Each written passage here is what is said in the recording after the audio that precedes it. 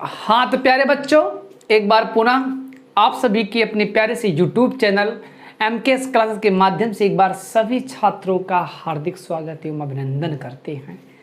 तो मैं मनीष सोनी आज आप लोगों के बीच 11वीं कक्षा के लिए गणित और हम लोग पढ़ रहे समय प्रश्नावली 9K और 9K में हम लोग क्वेश्चन नंबर 9 तक कंप्लीट कर चुके हैं। क्वेश्चन नंबर 10 से अपने क्लास को आज एक बार पुनः कंटिन्यू करते हैं। तो क्वेश्चन नंबर 10 क्या कह रहा है कि सिद्ध करो कि A और B के बीच n गुणोत्तर माध्य पदों का गुणनफल A और B का गुणोत्तर माध्य का nवां घात होगा। तो हम किसी भी क्वेश्चंस को लगाने से पहले हम उस क्वेश्चंस को ही समझने का प्रयास करते हैं। अगर क्वेश्चन समझ में आपको आ गया तो आप अपने रास्ते को देख करके अपने मंजिल को पा सकते हैं। तो आइए रास्ता पहले हम लोग क्या करते हैं, देखते हैं दूरदर्शी से और अपने मंजिल की तरफ अग्रसर होते हुए।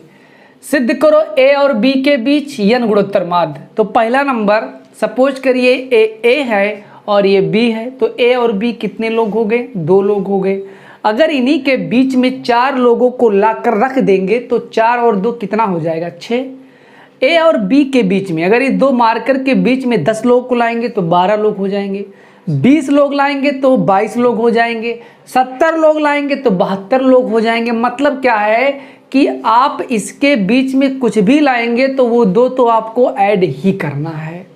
ठीक इसी प्रकार से A और B के बीच में अगर n गुणोत्तर माध्य पदों को रखेंगे तो उस स्थिति में उस गुणोत्तर श्रेणी में कुल पदों की संख्या n+2 होगी। बोलो हाँ कि ना? हाँ। इसके बाद क्या कह रहा है कि उन गुणोत्तर माध्य पदों का गुणनफल A और B का गुणोत्तर माध्य का nवां घात होगा। तो ध्यान दीजिएगा, गुणोत्तर माध्य GM बराबर क्या होता है? रूट में AB होता है और nवां घात का मतलब ये हो जाएगा। ठीक है ना? इतना ही मुझे क्या करना है? प्रूव करना है। अगर इतना दिखा ले गए तो आपका एक क्वेश्चन सॉल्व हो चुका है। तो आइएगा चलते हैं, याद रखे रहिएगा हमें होल रूट में AB का होल टू पावर n चाहिए। तो आइएगा A व B के मध्य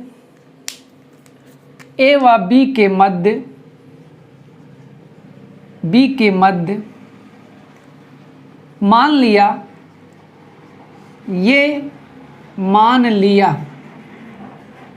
A व B के मध्य n गुणोत्तर माध्य पद G1 G2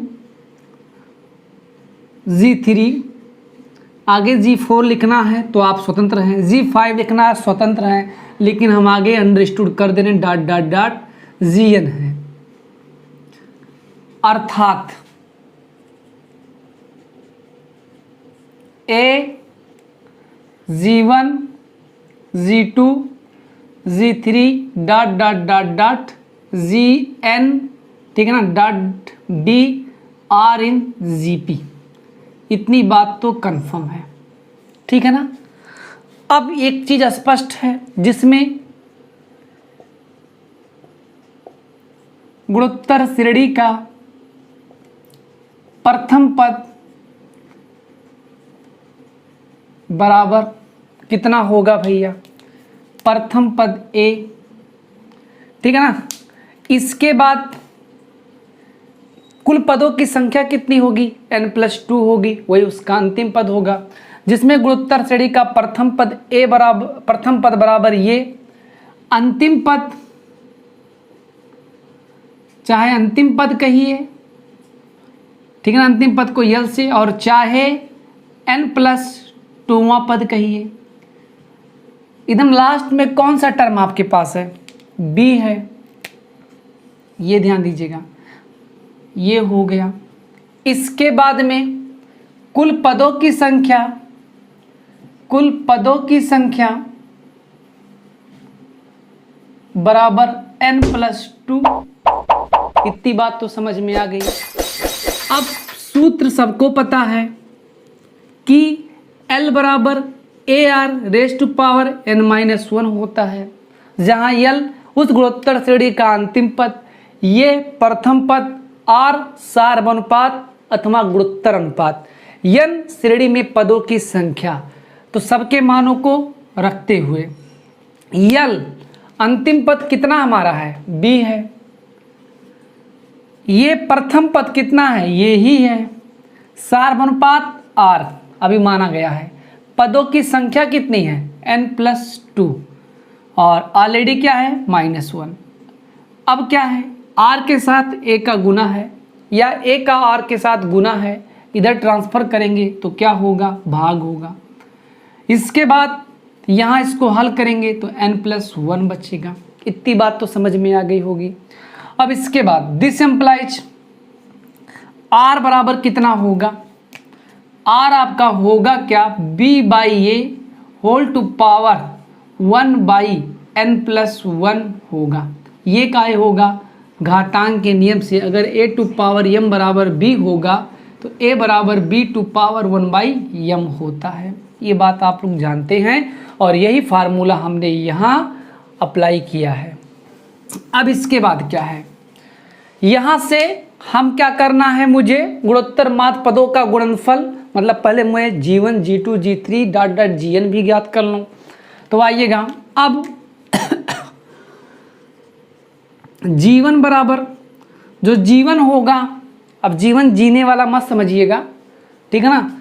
पहला गुणोत्तर माध्य जो होगा उस गुणोत्तर श्रेणी का कौन सा पद है, दूसरा पद है T2 मतलब AR यहाँ से, ठीक है ना। जो होगा आपके पास G2 वो होगा क्या, ठीक है ना, A के जगह पर प्रथम पद A ही है, R के जगह पर आप लिख सकते हैं B/A होल टू पावर, ठीक है ना, 1/n+1। तो इस प्रकार से हमने अभी तक पहला गुणोत्तर माध्य G1 ज्ञात किया। इतनी बात तो समझ में सबको आ गई होगी। इसके बाद अब G2 बराबर जो G2 होगा उस गुणोत्तर श्रेणी का तीसरा पद होगा जिसे हम लोग AR² लिख सकते हैं। अब ध्यान दीजिएगा G2 इक्वल जो होगा हमारा वो होगा A और R के जगह पर B/A और इसके पावर कितना है 1/n+1 और होल टू पावर कितना है, होल टू पावर 2 है। पावर के ऊपर पावर होता है तो उन पावरों का आपस में क्या हो जाता है, गुना हो जाता है। तो इस चीज़ को अब हम लोग लिख सकते हैं दिस एम्प्लाइज G2 बराबर हो जाएगा A और इसके बाद B/A whole to power 2/n+1। अब मैंने दूसरा गुणोत्तर माध्य पद भी निकाल लिया। तो एक आइडिया हमारे दिमाग में आ रहा है, ठीक है ना। जब G1 था तो हमारे पास A into B/A whole to power 1/n+1 था। जब G2 था तो A और उसके बाद B/A whole to power 2/n+1 है। और जब इसी प्रकार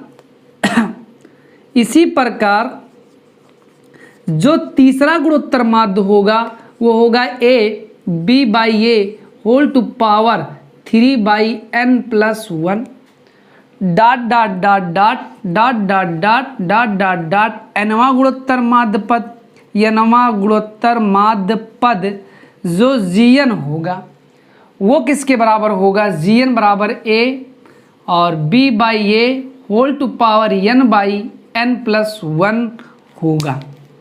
तो इतनी बात तो सबको समझ में आ गई। मैंने क्या किया, सभी गुणोत्तर माध्य पदों को बड़े आसानी से निकाल लिया। अब जो क्वेश्चंस का रहा है हम उसके अकॉर्डिंग अपना कार्य करने जा रहे हैं। क्वेश्चंस का रहा है कि ठीक है ना, n गुणोत्तर माध्य पदों का गुणनफल। तो अब n गुणोत्तर माध्य पदों का गुणनफल क्या होगा, यहां से ध्यान दीजिएगा। G1 into G2 into G3 into dot dot dot dot dot Gn, n गुणोत्तर माध्य पदों का हमने गुणनफल किया।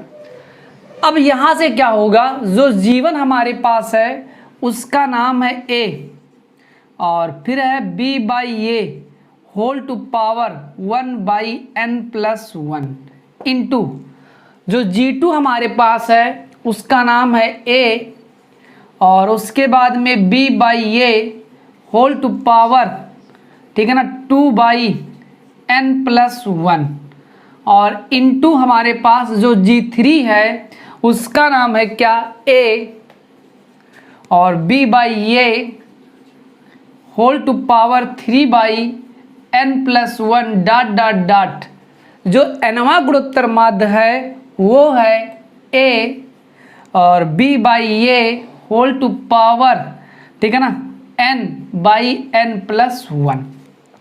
इतनी बात तो सबको समझ में आ गई।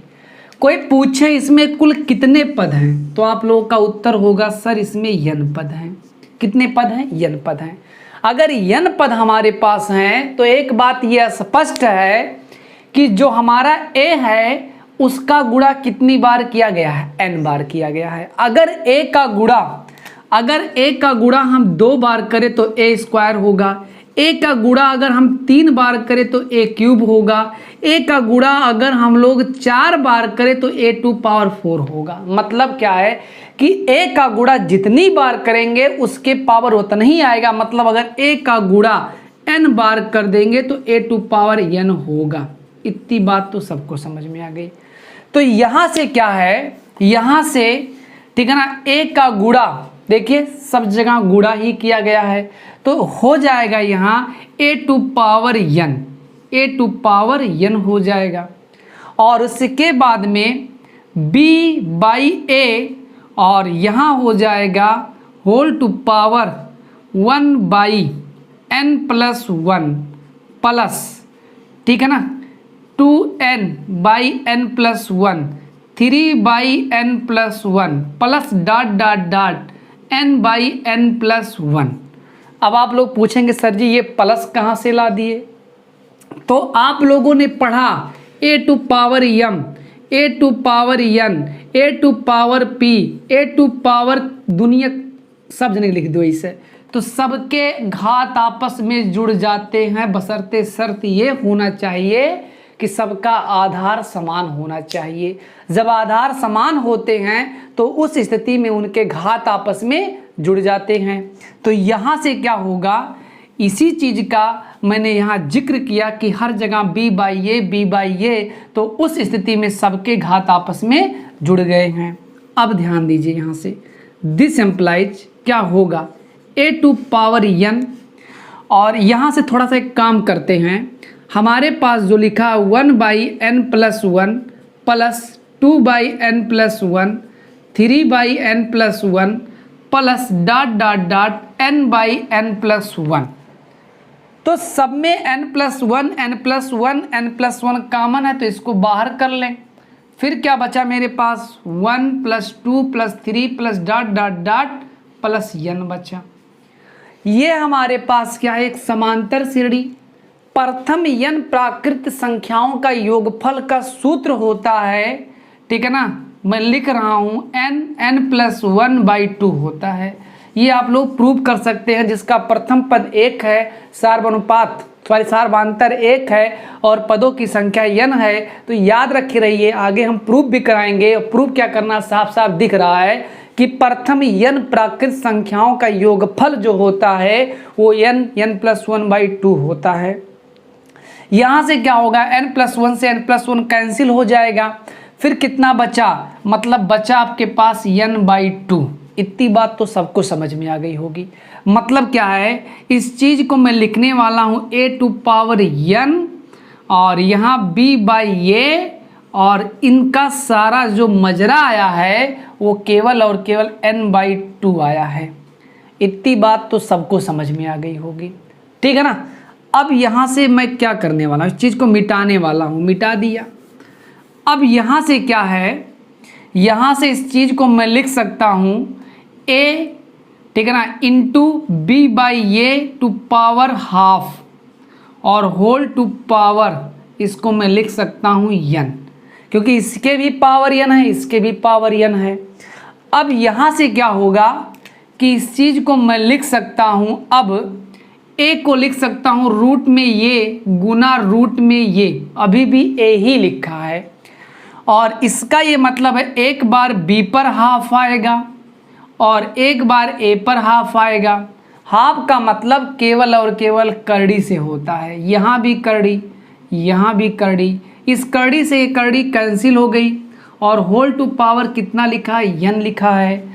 अब यहाँ से क्या आप पा रहे हैं, यहाँ से आपको मिल रहा है रूट में ये इंटू रूट में B whole to power n, इसको लिख सकते हैं होल रूट में A B to power n। आप बताइए कि a और b का गुणोत्तर माध्य कितना होगा। a और b का गुणोत्तर माध्य रूट में ए बी होगा।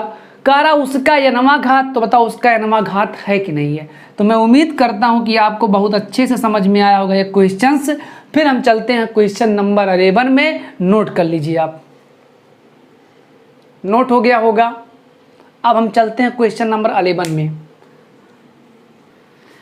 चलिए, आपके सामने एक नया जादू आ चुका है, मतलब ठीक है ना, आइटम। क्वेश्चन नंबर 11 कह रहा यदि ए और बी के मध्य, यदि ए और बी के मध्य, ऐसे नहीं इस क्वेश्चन से कहा होगा यदि ए और बी का गुणोत्तर माध्य, यदि ए और बी का गुणोत्तर माध्य, यदि ए और बी का, यदि ए और बी का गुणोत्तर मध्य, गुणोत्तर माध्य इतना है तो n का मान ज्ञात कीजिए। बड़ा आसान सवाल है, ठीक है ना, चिंता ना करिए, इसको भी बड़े आसान से लगाएंगे, बड़े सरल स्वभाव से लगाएंगे। ध्यान दीजिएगा, गुणोत्तर माध्य क्या होता है, ये और बी का गुणोत्तर माध्य, ठीक है ना, गुणोत्तर माध्य GM को गुणोत्तर माध्य कहते हैं, बराबर होल रूट में ए बी।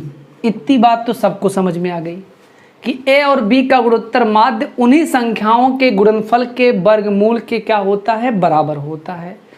अब दिया है कि ए और बी का गुणोत्तर माध्य फलाने हुए, तो लिख दो फलाने का नाम, फलाने A to power n plus 1 plus B to power n plus 1 whole by A to power n plus B to power n equal A to power half. इसको मैं लिख सकता हूँ A B whole to power half. करड़ी हटेगा तो उसके ऊपर पावर कितना आएगा, हाफ आएगा। इतनी बात तो सबको समझ में आ गई। अब यहाँ से मैं क्या करने वाला हूँ, यहाँ से आप क्रॉस मल्टीप्लाई कर दीजिए, तो मिलेगा क्या, A to power n plus 1 plus B to power n plus 1 equal A B, ठीक है ना। इसको मैं लिख सकता हूँ, चलो रहने दो, चलो अच्छा लिख लेते हैं, A to power half into B to power half और एक ब्रैकेट में A to power n plus B to power n। इतनी बात तो सबको समझ में आ गई होगी, ठीक है ना। अब यहाँ से क्या होगा, A to power n into A plus B to power n into B, घातांक का नियम लगा दिया मैंने। और यहाँ क्या होगा, इस चीज़ को अंदर भेज दीजिए। जब अंदर भेज देंगे तो A to power half B to power half into A to power n हो जाएगा। इसके बाद इसको भी अंदर भेज दीजिए, A to power half B to power half into B to power n हो जाएगा। इस चीज़ को आप ऐसे ही लिख दीजिए हूबहू। इसके बाद क्या है, ये और ये आधार समान है तो उनके घात आपस में जुड़ जाएंगे, तो n प्लस हाफ हो जाएगा इंटू बी के पावर हाफ हो जाएगा। यहाँ क्या होगा, ठीक है ना, ए टू पावर हाफ रहेगा और B to power n plus 1/2 हो जाएगा। इतनी बात तो सबको समझ में आ गई होगी। अब यहाँ से क्या करेंगे, ध्यान दीजिएगा, यहाँ से काम करने वाले हैं। काम क्या कर लें, इसको ऐसे मिटा देते, इस लाइन को, इस लाइन को मिटा दिया। ए टू पावर n इंटू ये और ए टू पावर n वाला यहाँ है, इसको इधर बुला लीजिए, तो हो जाएगा क्या, A to power half B to power half into A to power n equal A to power half B to power half B to power N, ये इधर जाएगा तो minus B to power N, और क्या हो जाएगा आपके पास B हो जाएगा। अब यहाँ से क्या होने वाला है, ए टू पावर एन दोनों में से कॉमन हो जाएगा। मैंने इस चीज़ को कॉमन ले लिया, फिर क्या बचा हमारे पास, ये बचा माइनस क्या बचा, होल रूट में ए बी बचा। ठीक है ना, इतनी बात तो सबको समझ में आ गई होगी। यहाँ से हमारे पास क्या कॉमन है, B to power N common हो गया, तो यहाँ से रूट में ए बी, ठीक है ना, होल रूट में ए बी माइनस क्या बचेगा, बी बचेगा। अब इसके बाद क्या करने वाले हैं, ध्यान दीजिएगा, यहाँ से आपका ए टू पावर एन और इधर आएगा तो बी टू पावर एन हो जाएगा, और इसके बाद में ठीक है ना, रूट में ए बी माइनस बी और whole by A minus root में ए बी हो जाएगा। ठीक है ना, अब यहाँ से क्या होगा, ध्यान दीजिएगा, this implies A by B whole to power N, और यहाँ से एक काम कर रहे हैं, इसे हम लोग रूट ये और इनटू, ठीक है ना, रूट में बी माइनस इस b को रूट में b गुने रूट में b लिख रहे हैं, और यहाँ से a को रूट ये गुना रूट ये माइनस रूट में ये गुना रूट में b कर दिया। इतनी बात समझ में आ गई। अब क्या होने वाला है, अब वही होगा जो मंजूर खुदा होगा, तो यहाँ से a by B whole to power n equal क्या कॉमन है, रूट b कॉमन कर ले रहे हैं, तो रूट b हमारा हो गया कॉमन। अब हमारे पास क्या बचा, रूट ये बचा माइनस में रूट b बचा होल बाई, यहाँ क्या बचा हमारे पास, रूट में ये बचा, और इसके बाद यहाँ क्या बचा, रूट में ये बचा माइनस रूट में b बचा, ये चीज़ हो गया कैंसिल हो गया ना। अब हमारे पास क्या बचा, a बाई बी और whole to power n equal, यहाँ से क्या बचा, होल रूट में b बाई ये बचा। इतनी बात तो समझ में आपको आ गई। अब क्या किया जाए भाऊ, अब इस चीज़ को हम लोग क्या करने वाले हैं, ध्यान दीजिएगा, a बाई बी इक्वल इसको लिखने वाले हैं b बाई ये टू पावर हाफ, लिख सकते हैं ना, और अब इसे a by B whole to power n equal a by B whole to power minus half लिख सकते हैं, लिख सकते हैं। क्यों, n का मान कितना आ रहा है जी, अब क्या होगा, समान आधार के घातों की तुलना कर देंगे, समान आधार के घातों की तुलना करने पर आपको मिलेगा n इक्वल माइनस हाफ। तो मैं उम्मीद करता हूँ आपको ये क्वेश्चंस भी समझ में आ गया होगा। नोट करिए, फिर चलते हैं अगले क्वेश्चंस में। चलिए भैया, क्वेश्चन नंबर 12। देख भैया, पढ़ाओ पढ़ाओ तो हम गई कचाए, एकदम थक गई आज, लेकिन तब वो पढ़ाई थे जो एनर्जी बा वो खत्म कर बाटी आज। क्वेश्चन नंबर 12 का रहा है कि यदि दो राशियों b और c के मध्य का समांतर माध्य, ऐसे होना चाहिए, दो राशियों a b और c का समांतर माध्य a हो तथा उनके मध्य दो गुणोत्तर माध्य g1 व g2 हो, तो सिद्ध करो कि g1 cube plus g2 cube equal, ठीक है ना, 2abc। तो आइएगा हल।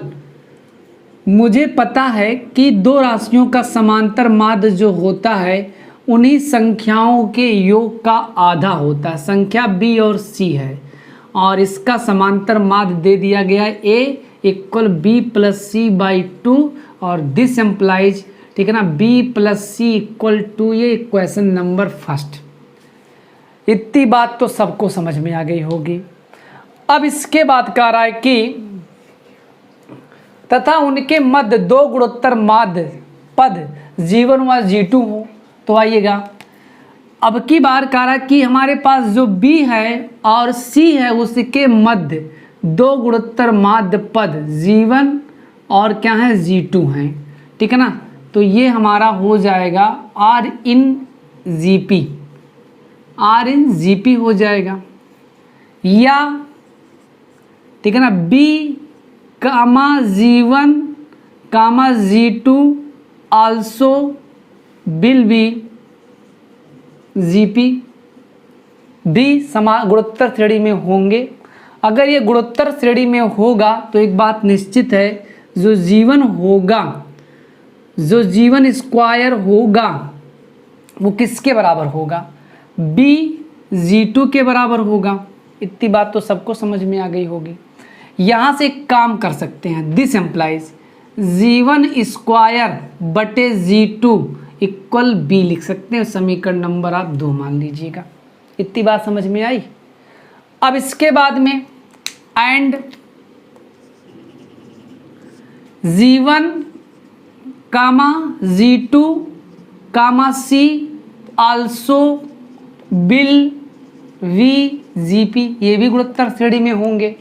अगर ये गुणोत्तर श्रेणी में होगा तो इसको लिख सकते हैं, सो जो G2 स्क्वायर होगा वो G1 इंटू C के बराबर होगा।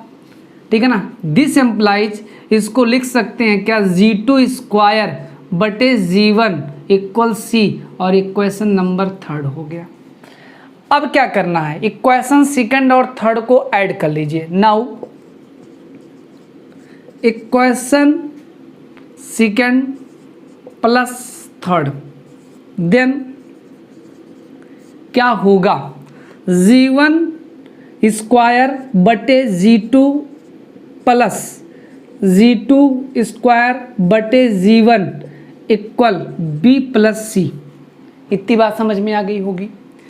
अब क्या करेंगे, अब हो जाएगा, ठीक है ना, G1 स्क्वायर में G1 का गुणा करेंगे तो G1 क्यूब हो जाएगा, और G2 स्क्वायर में G2 का गुणा कर देंगे तो G2 क्यूब हो जाएगा, और इक्वल क्या हो जाएगा, B plus C into G1 into G2 हो जाएगा। इतनी बात तो समझ में आ गई। अब देखिए, जो मुझे प्रूव करना है कि इतना बराबर 2ABC प्रूव करना है मुझे, तो अब ध्यान देते हैं कि हम लोग क्या करने वाले हैं। अब एक बार पुनः 2 और 3 का गुणा कर दीजिए।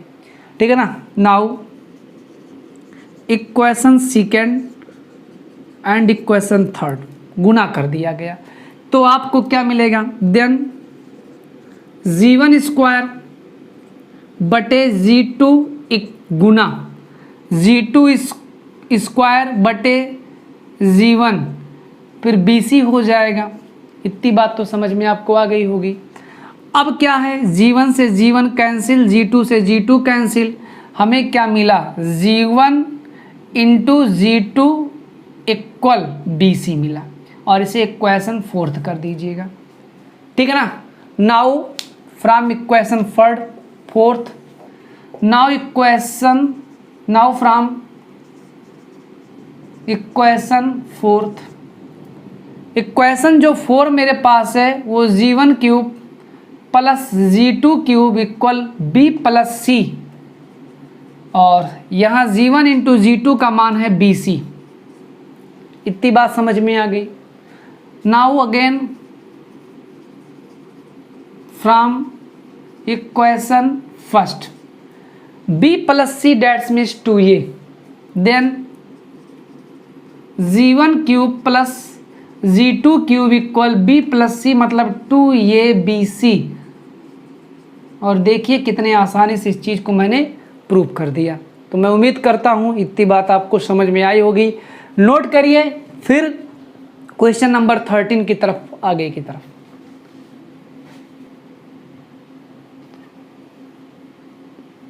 नोट हो गया होगा भैया। चलिए, तो अब चलते हैं हम क्वेश्चन नंबर 13 में। ध्यान दीजिएगा, क्वेश्चन नंबर 13 क्या कह रहा है, 13 नंबर, 13 मेरा, ठीक है ना।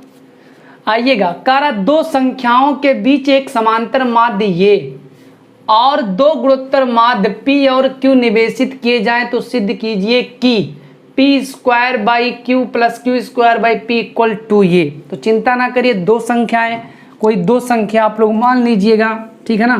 तो हम दो संख्याएं x और y मान लेते हैं। मान लिया दो संख्याएं,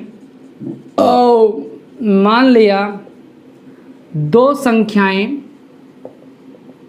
x व y हैं जिनके मध्य समांतर माध्य a है, तब समांतर माध्य a बराबर x प्लस वाई बाई 2। ठीक है ना। थोड़ा सा भाई लाइट की सिस्टम खराब हो चुकी है, लेकिन चिंता न करिए, ब्राइटनेस बढ़ा दिया जा रहा है। अब यहाँ से क्या होगा, देखिए 2a चाहिए तो x प्लस वाई के जगह पर हम 2a लिख सकते हैं। ये आप एक इक्वेशन बना लीजिएगा। फिर कह रहा है कि दो गुणोत्तर माध्य, दूसरा जो शर्त है, x और y तो हमारे पास दो संख्याएं हैं ही हैं, और इनके बीच में दो गुणोत्तर माध्य पद p और q हैं अगर, तो ये किस में होगा, r इन gp में होगा। ठीक है ना भैया, द्वि संख्या x और y है जेकरे बीच द्वि गुणोत्तर माध्य पद p और q है, तो बताओ गुणोत्तर श्रेणी में हुई कि नहीं हुई। अब आओ, या x then x comma p comma q also will be gp। तो उस कंडीशंस में क्या होगा, उस कंडीशंस में होगा p square equal X Q. According to this p square by Q चाहिए, तो यहां से मैं लिख सकता हूं p square by Q equal X and equation number second. पाओ। अब आइए इसी प्रकार, ठीक है ना, ठीक है ना। अब क्या होगा, p Q Y p comma Q now also now p comma Q comma Y also, ठीक है ना, विल बी जीपी। अगर ये भी जीपी में होगा तो क्या होगा रे भैया, Q square equal P Y. हमें क्यू स्क्वायर बाई पी चाहिए, तो उस कंडीशंस में Q square by Y equal P होगा, इक्वेशन नंबर थर्ड। रे बचवा, पी square by Q, P square by Q, Q square by P, Q square by, देखिए यहाँ p कर लेते हैं और यहाँ y कर लेते हैं अकॉर्डिंग टू, ठीक है ना, प्रूफ।